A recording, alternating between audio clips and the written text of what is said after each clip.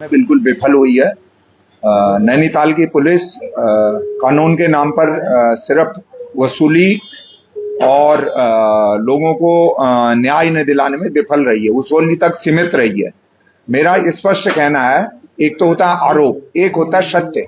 मैं कोई आरोप नहीं लगा रहा हूं और मुद्दों के साथ नैनीताल पुलिस को चैलेंज कर रहा हूं कि नैनीताल पुलिस के अंदर अगर कहीं वो कानून की लोकतंत्र का पालन करना सीखा है, उन्होंने कानून की पाठशाला पढ़ी है, तो जितनी ये मेरे पर लिस्ट है 1 दर्जन से ज्यादा अपराधों की, जिसमें महिलाओं से छेड़छाड़, महिलाओं से बलात्कार, बच्चों के साथ छेड़छाड़, उन घटनाओं को पुलिस ने पार्टी बनकर दबाया।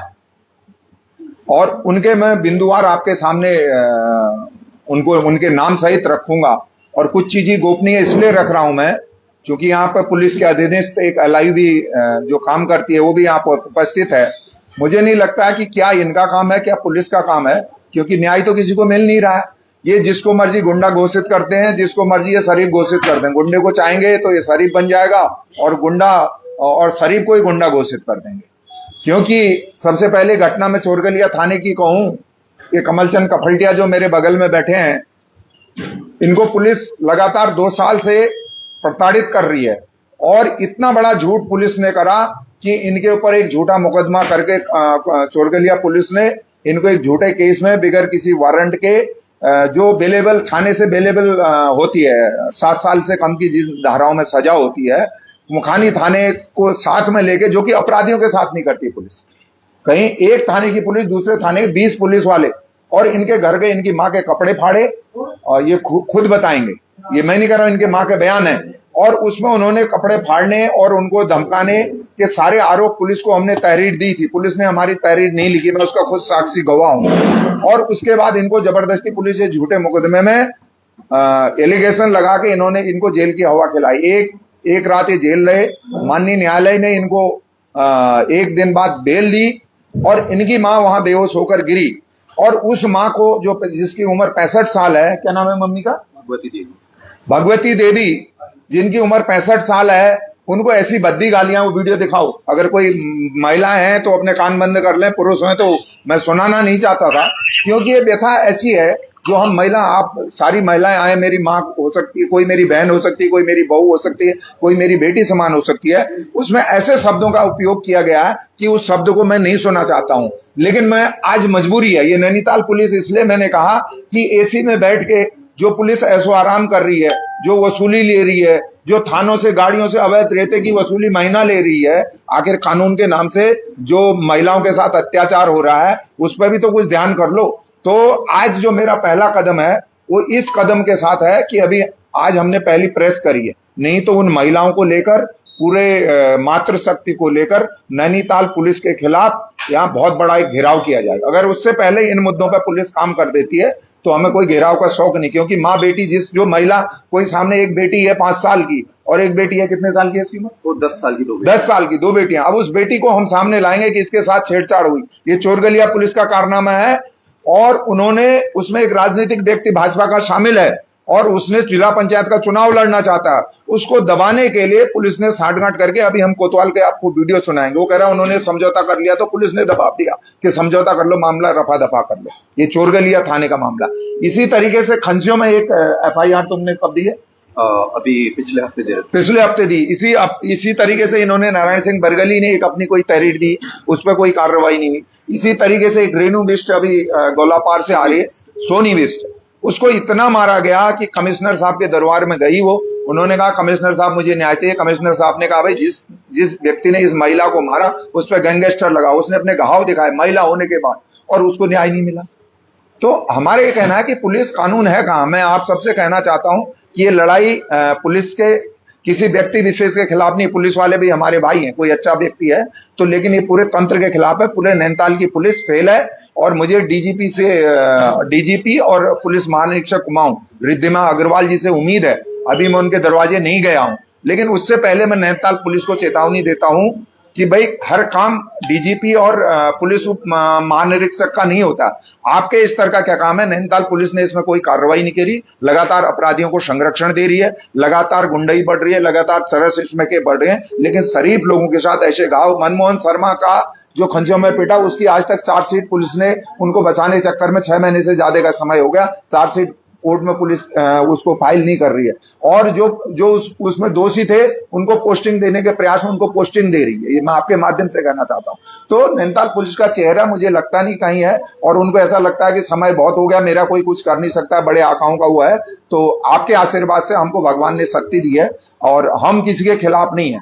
हम उस व्यक्ति के खिलाफ हैं जो किसी महिला 60 साल की महिला से कह देगा तेरा मैं रेप कर दूंगा, जो उस 10 साल की बच्ची से कहेगा मैं जो है तुम्हारा उसका हरेसमेंट। ये वीडियो सुनाओ जरा, ये वीडियो सुनिए, और महिलाएं काम बंद कर ले प्लीज। बताइए सर। आप कुछ कैलाश जी के बारे में बोल रहे थे, गलत सर। क्या गलत बोल रहे हैं? आप कुछ बोल रहे थे, वो कोई ललित अग्रवाल उसके बारे में कुछ बोल रहे थे। किसके बारे में? ललित अग्रवाल। हम क्या बोल रहे थे गलत? हाँ कुछ बोल रहे थे ना, वो जितनी बातें गाली गलौज करके बोल रहा है। आपके पास सबूत है क्या? हाँ आपके पास सबूत है क्या? आप कमलिया जी बोल रहे हैं? नहीं, आप बताइए आपका नाम क्या है, पहले तो ये बताइए। नहीं आप बताओ, मैंने बोल दिया उमेश अग्रवाल बोल रहा हूँ जसवाल में। हाँ, क्या समस्या है आपको बताइए। फोन कीजिए आप। आप वो कैलाश जी के बारे में कुछ बोल रहे थे ना?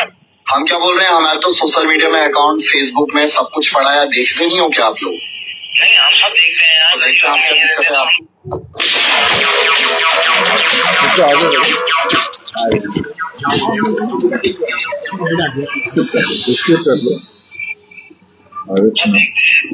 इशू है बताइए आपको क्या समस्या है बताइए आप। समस्या कुछ नहीं है, आप ये बोल रहे हैं, आप ये बोल रहे थे कि मतलब गलत सलत क्यों बोल रहे हैं करके। कौन बोल रहा है गलत सलत? आप ही बोल रहे हैं फेसबुक में। नहीं बोलना चाहिए ना भाई। फेसबुक में कोई समस्या लगी आपको? हमने फेसबुक में पब्लिकली जो है नोटिफाई किया है लोगों को कि हम क्या बोल रहे हैं, आपको उसमें कोई समस्या लग रही है? नहीं समस्या कुछ नहीं लग रही ना, आप वो सब ये बोल रहे थे। क्या बोल रहे थे हम बताइए। बताओ क्या बोल रहे थे हम? हाँ बताइए। अच्छा, गाली गलौज भी करते हैं आप लोग? पीछे गाली हो रही है। क्या बोल रहे हो भाई साहब, क्या बोल रहे हो बताओ।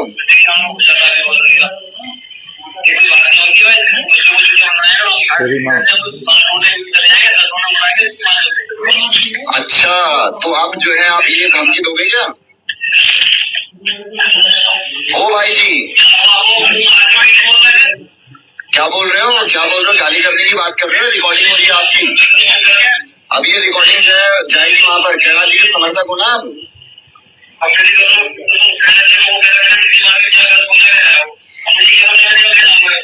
अच्छा, आप कैलाश जी के समर्थक बोल रहे हो ना?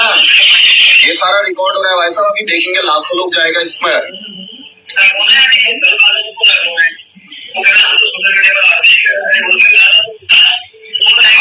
हाँ तो डाल रहे हैं। आपको समस्या क्या है? समस्या क्या है भाई साहब बताइए ना। अगर आपको हमारी पोस्टों से कोई समस्या है तो आप फरियाद दर्ज कराइए ना।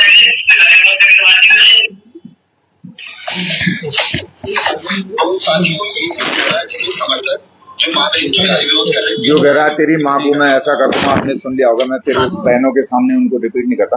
इस पर जिस दिन उन्होंने कार्रवाई की, और मैं स्वयं इसका प्रत्यक्षदर्शी हूँ, और मैं खुद थाने में गया, मैंने कहा भाई कोई आदमी एक 65 साल की महिला के, वो मेरी माँ भी हो सकती है, वो आपकी माँ भी हो सकती है, कोई भी हो सकती है, इनका क्या रहा मैं इस पर नहीं। एक महिला को ऐसी भद्दी गालियां दी, और पुलिस ने उनके खिलाफ अब तक कोई कार्रवाई नहीं की होगी तो मेरे ख्याल जो एक सामान्य धारा में होती है। ऐसे व्यक्ति जो एक महिला, बुजुर्ग महिला, वो बेहोश है, उनका इलाज चल रहा है। अब मैं पुलिस अगर नंगे पने पर आएगी तो हम उनको उनके एसएसपी कार्यालय के आगे उनको बैठाएंगे, लेकिन मैं इतना किसी को नहीं वो चाहना चाहता कि हमारी माँ बहन है, जब हम जिंदे हैं तो माँ को सामने लाना एक बेटे के लिए उचित नहीं होता है, तो हम इसलिए मजबूरी का नहीं लाए।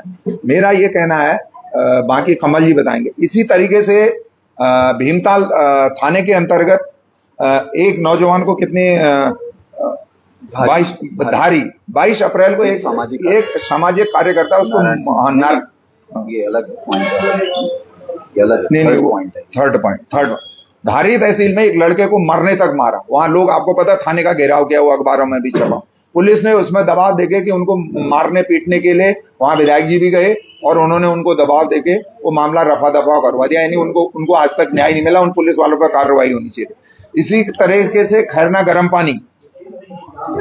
पानी का हम नाम सहित बता सकते हैं, पुलिस द्वारा वहां भी कोई कार्रवाई नहीं की गई। और अधिकतर मामले इसी के अलावा चाफी, जहां एक रेप की घटना हुई, 3 दिन बाद एफआईआर लिखी गई। मैं उस व्यक्ति को, आप कहेंगे तो मैं सामने पेश कर दूंगा, और पुलिस ने गिरफ्तार नहीं करा। जब गांव वाले थाने पर घुसे तो पुलिस ने तब उनको गिरफ्तार करने उठाया। मेरे पे एविडेंस है, अगर पुलिस को लगता है मैं झूठ बोल रहा हूं तो मुझे बुलाए, आपके सामने बुलाए, या मेरे खिलाफ, मैं एविडेंस की बात कर रहा हूं। 3-3, 4-4 दिन लग जा रहे हैं, जबकि सुप्रीम कोर्ट की रूलिंग है कि महिला के मामले में तुरंत एफआईआर दर्ज होगी, दोषी गिरफ्तार किया जाएगा।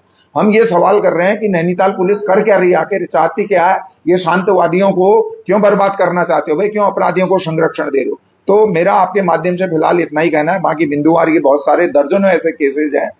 मेरा नैनीताल पुलिस पे कहना है कि इनका पेट बहुत बड़ा हो चुका है। ये सरकारी गाड़ियों का दुरुपयोग कर रहे हैं, सरकारी धन का दुरुपयोग कर रहे हैं। यहाँ की सरकार की गाड़ियां, जो हम उत्तराखंड राज्य आंदोलन में हम अधिकारियों से कहते हैं कि सरकारी गाड़ी का शासनादेश में एक नियम है, सरकारी गाड़ी आप कार्यालय से घर, उसके अलावा आप अपने परिवार के लिए भी यूज नहीं कर सकते।